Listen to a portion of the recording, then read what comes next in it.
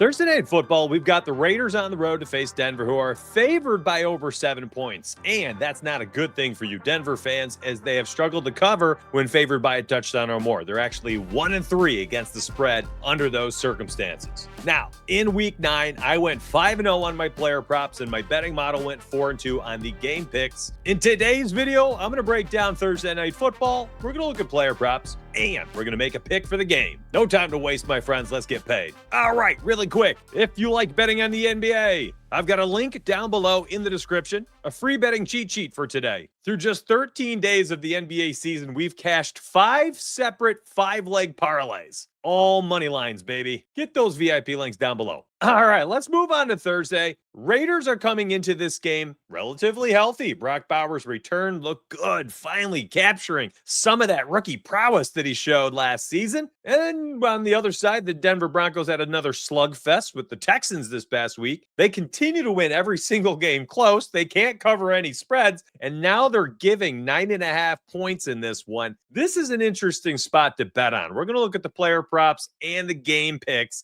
Let me slide over to another screen for you. We can bring up some pertinent info to make our bets. All right, we're looking at Novig Sportsbook. You can use code DONUTS, DONUTS, if you want to try it out. And the line is actually moved for Denver to -8.5, a little bit better. 41.5 point total, and they are heavy favorites. Now, again, Denver, 1-3 against the spread when favored by more than a touchdown. It gets worse. They've not been good on Thursday Night Football for the last couple of seasons. They're 1-4 straight up on Thursday Night Football. And the Raiders, on the other side of things, looking decent last week. Geno, 4 passing touchdowns. Brock Bowers, who I just mentioned, returned to health, caught 3, and their defense played a little bit better, pretty much because of Max Crosby, who has a sack in each of the last 3 games. Oh, and by the way, don't look now, but Jonty's averaged 95 yards from scrimmage in the last 5 games. The offense may be on the up and up here.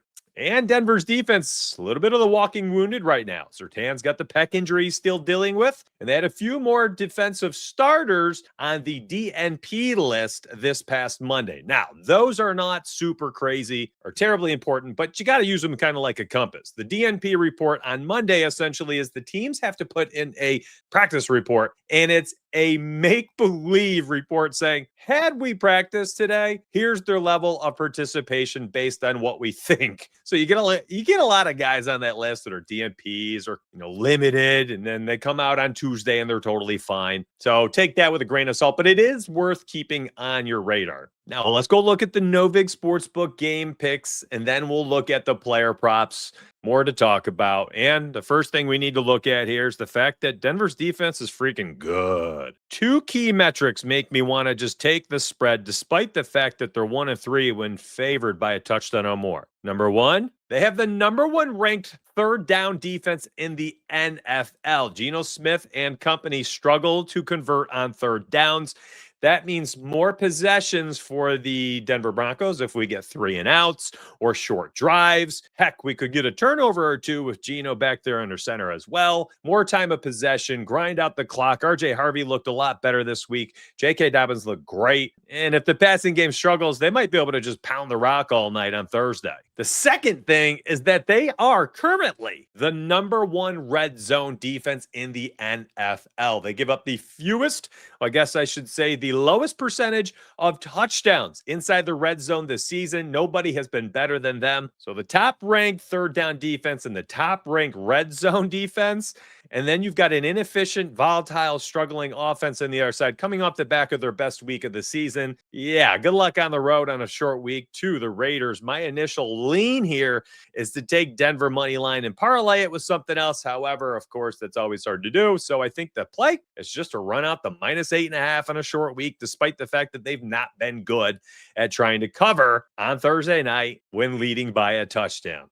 Oh, and one more feather in the cap for the Broncos. They lead the NFL in sacks. Geno Smith, one of the worst quarterback ratings over the last couple seasons, and this season specifically has been even worse than last year with the Raiders so far when facing pressure. The Broncos are on pace to break the single season sack record for a team. They're on pace for 76.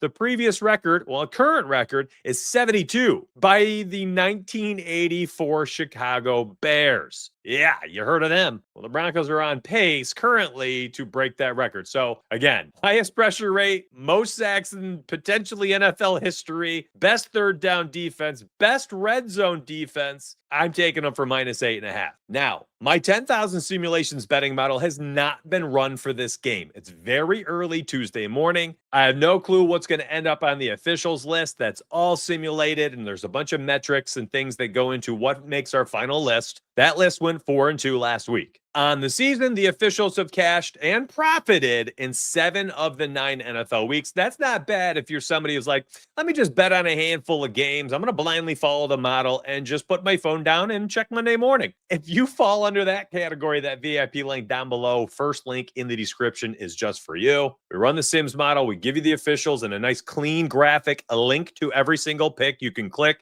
Opens up another link that allows you to enter it into your sports books. No vig included, my friends. Code donuts. You don't have to live on pick'em apps only these days. And I will say this, when you do, I think one of the best places to play them is on Underdog. Let's go look at some Underdog player props for Thursday Night Football. All right, so while I am loading up Underdog real quick, I actually just remembered something that I wanted to bring up. So yes, we're about to talk about J.K. Dobbins and all these different player props. Geno Smith, I'm looking at you. But one other reason why I like this is the Raiders are giving up 31 points per game on the road. The Broncos are averaging 31 points per game at home. And the Raiders have only scored 5 touchdowns in their last 4 road games this season. They're just a totally different team, home and away. Same thing for the Broncos.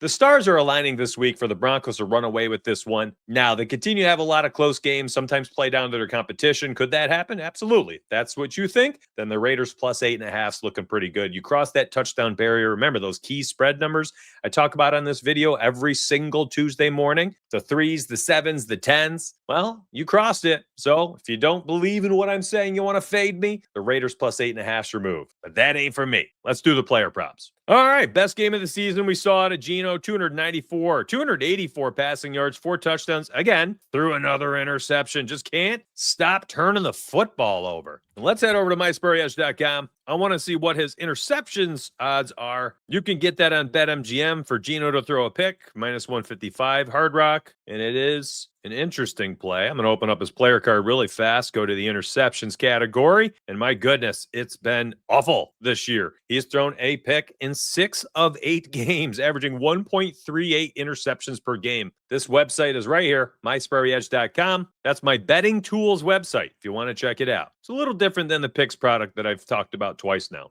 So Geno Smith, I'll say this. Depending on your state legality, what you have there for Underdog, if the interceptions market is there, the projections, I like him to throw a pick on the road on a short week in Denver against the team who's on their pace to finish with the most sacks in NFL history. Now, because I do not have it, here's what I like. Lower than 14.85 fantasy points.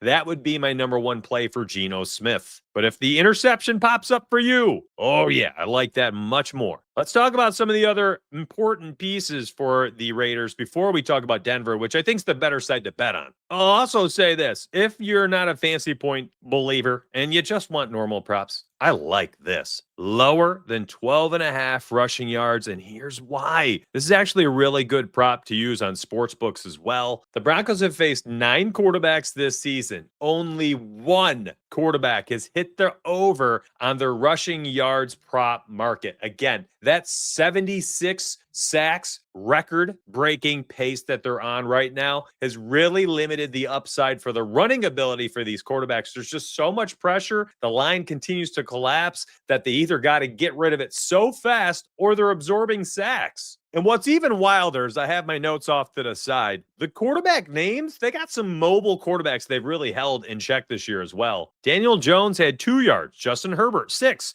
Jake Browning could move a little bit. He had 4. Jalen Hurts only had 3 rushing yards. Jackson Dart had 11. CJ Stroud had 12 before being knocked out. Dak Prescott leads against them this season. A guy not known for running very much has 31. And then Justin Fields also hit the under on his prop, but he did have 31 total. Geno Smith at 12.5. Just to put this in perspective, so far this season, Geno Smith has played 8 games. He's only had over 12.5 rushing yards in 2 of the 8 games. So He doesn't run much. He doesn't run well. And he's facing a team who's held opposing quarterbacks under in 8 of 9 games. Yeah, the under 12.5 rushing yards for Geno Smith is actually a really interesting lock and load play that you would also be able to use on sportsbooks. But I digress. We're talking pick 'em app right now. Underdog. Let's take a longer look at some of the other plays. We got Jaunty here. Ashton coming out of the backfield looking a lot better as of late, catching the football, which is something I wanted to see. He's been getting a lot more targets. He's averaged almost 4 targets per game over the last 5 games. And this could be a spot where he gets a few extra catches this week. I'm just thinking with the pass rush, maybe it's coming in. They got to get rid of the football, give him the football out of the backfield. That being said, maybe he stays in the block. Who knows? This could be a tough spot. That being said, his rushing and receiving, he's hit the over in 4 of the last 5. Again, I told you,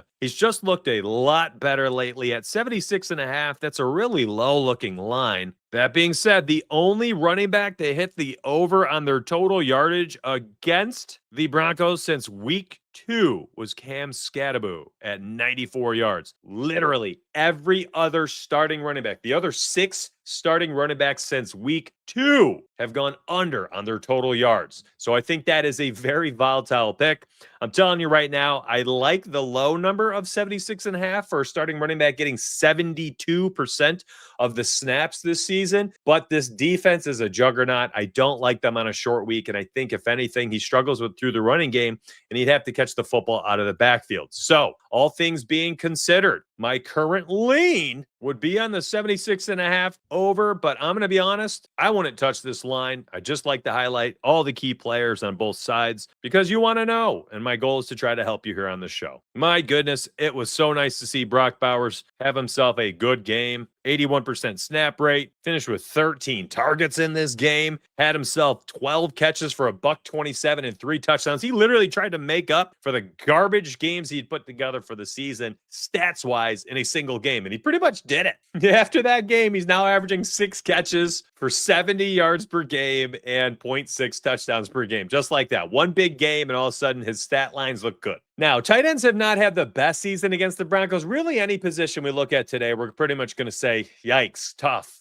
spot. But I will say this, Brock Bowers, an elite athlete, an elite upside playmaker. Anytime he catches the football, can really pad his stats, get down the field. The long reception market was a really good one for us last season with him at 20.5. Now, he had a 27-yarder this past week. He missed it twice this year at 18 and 19, but did cash the over earlier at 38. But last year, he had hit the over in 12 of 17 games. I think we're going to get back to that range for him. Where I think our bread gets buttered this week, though, is going to be on this 58.5 receiving yards mark. It embraces the volatility for Brock Bowers. This is not a number that he's hit a ton over the last couple of years, but it embraces the volatility because I think it's a boomer bust spot. You know, those volume marks. I don't know if he's going to get that 21-yard catch down the field to hit the over for the long reception, but maybe he gobbles up 5 catches, 12 yards a pop, and hits 60 yards and hits the over. Although I think this has a chance to go much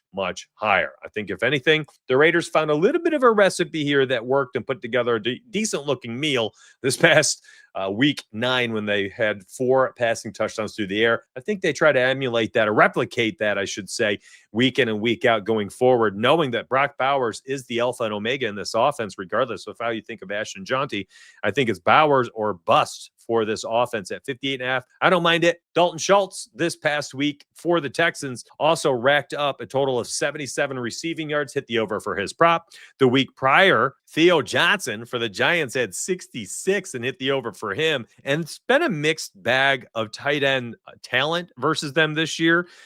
Tyler Conklin, Drew Sample, Mike Gesicki, Mason Taylor, Dallas Goedert, all of them hit the under, but they're not known to catch a lot of yards either. The highest yards reception line he had, or receiving yards line I see for anybody there is 34.5. The only other tight end with a higher receiving yards line was Tyler Warren, who had a 45.5 receiving yards line earlier this year, and he finished with 79 receiving yards. So that's Schultz, that's Warren. There's some upside here. And Brock Bowers, again, potentially the best tight end in the NFL. I'll take the over 58.5 receiving yards. Let's go look at the Denver side of things. Again, much easier to bet on them on this side. Bo Nix, this kid keeps winning football games. Sloppy, ugly wins. Now, he's not Al Davis. And while he doesn't play for the Raiders, it just win, baby, win, said Al Davis. He is going against him here, and that's all that Bo Nix has been doing this year. Just win, baby, win. He's doing it a bunch of ways, too. He's got some scrambles. He's got a few rushing touchdowns on the season. He's had 2+ passing touchdowns for 3 straight weeks. Last season, he had 2+ touchdowns against the Raiders both times. And I think the one market I kind of like a little bit here, honestly, it's just such a tough spot for him. I don't know what to choose for Bo Nix. Honestly, this is one of those where I'm like, hey, y'all, I think I like this the most. It's just the fantasy points to the over. Bo Nixon will win. Give me a win for the Broncos. And if they win, Bo's had some pretty good stats in these wins this year. On the season, he's got 3 rushing touchdowns and 16 passing touchdowns in the 7 wins. He also averages 231 passing yards in those 7 wins this year. And he's tacked on another 22 rushing yards in those wins as well. 22 yards rushing per game. So we're looking at about 260 yards per game and 2.2 touchdowns per game. There's a lot to like here. I think there's a lot of upside for Bo Nix fantasy points wise. That would be my play for him. As far as betting markets, those projections, those lines, I don't know what to do props wise. That's why I'm going to lean on the fantasy points more than anything else. Again, I will say this too. My player prop officials went 5-0 this past week 9. Those will all be out later this week. I don't know what I'm doing as of Tuesday morning. I got to see some practice reports, and I got some more stuff to dig into. This show is very much my early looks, my leans, my first look at the game, and my current thoughts on it. I haven't even run the 10,000 Sims model. Again, the VIP picks link down below should be able to help you out a little bit more. Let's look at some of the other plays on this game, or at least on Underdog right now. RJ Harvey had himself an interesting game. Didn't have a ton of carries, but man, he looked really good out of the backfield. 5 catches for 51, scored a touchdown for the 3rd straight game. J.K. Dobbins fans, they can't be happy about that. But how do we bet on him? I don't know if we can. Without a touchdown, he hits the under on so many of his fantasy points essentially all season. And that being said, he's got 5 touchdowns in the last 3 games. So can you bet on him to score an anytime touchdown? I don't know. I don't know what to bet on. So I'm going to be honest. I don't have a bet for him. And I'm not going to force it. Meanwhile, J.K. Dobbins continues to be one of the more efficient running backs in the NFL at just 15, and 14 carries in the last 4 games. But what he's not done after scoring in each of the 4 of the first 5 games, he has not scored a touchdown in 4 weeks of football. Yikes. My early lean here is essentially just to take the rushing yards on a short week. I think they could lean on the rushing yards maybe a little bit more. I think Bo Nix can be very efficient, rack up a ton of yards, but I honestly don't think they throw it a ton with RJ Harvey and J.K. Dobbins. If they're winning, they get a few extra possessions, maybe some more rushing yards here. Maybe they get to close out the 4th quarter hammering the football. So my first indication is to look at the 69.5. Very nice projection here, and take the higher on Underdog. He has hit the over this season for whatever it's worth. I know people like to talk about these trends in 6 of the 9 games. And we keep talking about those wins. Well, in wins, he's averaged 76.5 yards rushing per game. Courtland Sutton, man, you don't know what to expect out of him week in and week out these days. It's been kind of difficult to bet on him as of late. Guy who was a lock and load player for a while at 4.5 receptions. He's gone back-to-back weeks at 4 and 1. That being said, the 53.5 yards receiving seems way too low, and so does his long reception. Hear me out. Matter of fact, let me just show you. We'll do it live. I'm going to refresh mysprayedge.com. We're going to type in Courtland, and I want to take a peek at Courtland Sutton's receiving yards, and you're going to see this right here. So at 53.5 here, 54.5, he's hit the over this season in 6 of 9. Now take a look at the long reception at 21.5. This has been a very nice play. He's hit the over in 6 of the last 7 of 9. But going back to last season, by the way, in the playoffs, had a 21-yard catch. I did see that. How funny. Now, going back to last season, this was a pretty decent number, too. He hit the over in 10 of 17 games. But look at the receiving yards now. Another solid finish to the year. He had hit the over in 8 of the last 10 games for the receiving yards. So you could kind of pick your poison, I think, honestly, of how you want to go about doing this.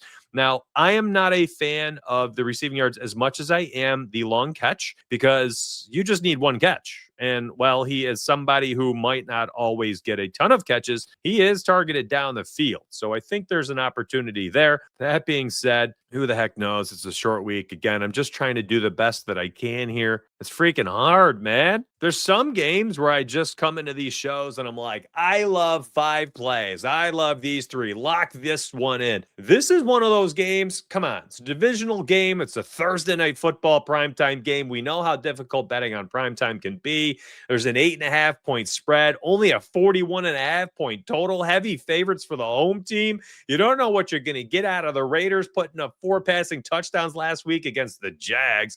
And then you got the Broncos, who are 7-2 and continue to squeak out wins, but can't cover a single spread on the season. Again, good luck trying to figure this one out. I am trying my best on this early Tuesday morning show, and I hope that I am helping you. If I am, could you please just grab your cell phone, hit that like button, hype the video.